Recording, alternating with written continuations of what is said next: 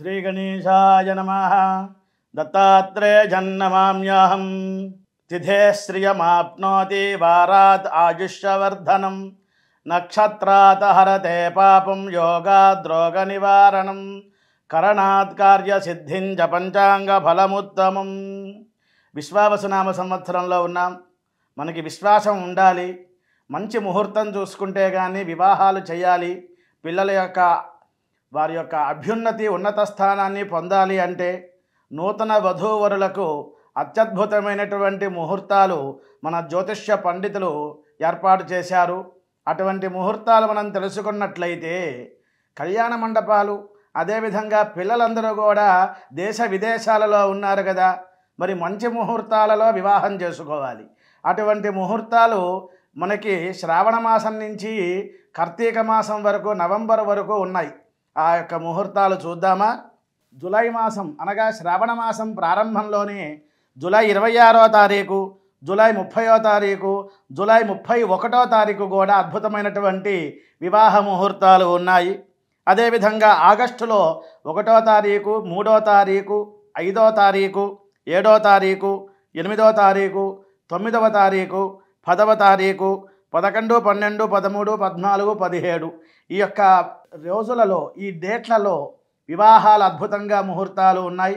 అందరూ కూడా తప్పకుండా మీరు చేసుకునే ప్రయత్నం చేయాలి। వివాహం కాని పిల్లలకు మంచి ముహూర్తం చూడాలి కదా।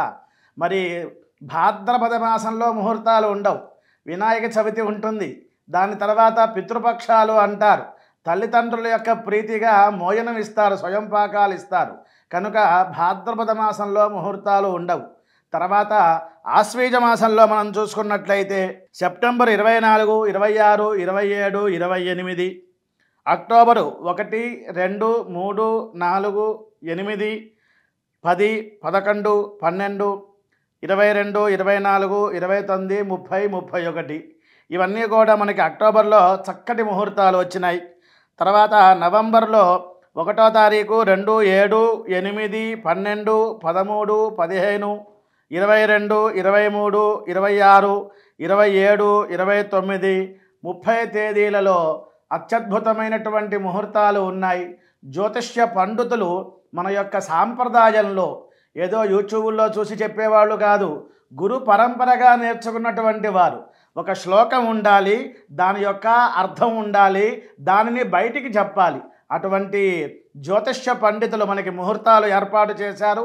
ఆ ముహూర్తాలు మనం తెలుసుకున్నట్లయితే చక్కటి ముహూర్తాలు వివాహానికి మీ పిల్లలకి ఉపయోగపడతాయనే ఉద్దేశంతో, జ్యోతిష్య పండితుల యొక్క ఆశీర్వచనంతో, వేద పండితుల యొక్క ఆశీర్వచనంతో, మీ ఇంటిలో ఉన్న కులదేవతల యొక్క ఆశీర్వచనంతో మీ ఇంట్లో మామిడి తోరణం కట్టాలి, శుభ కార్యక్రమాలు జరగాలనే ఉద్దేశం। స్వస్తి।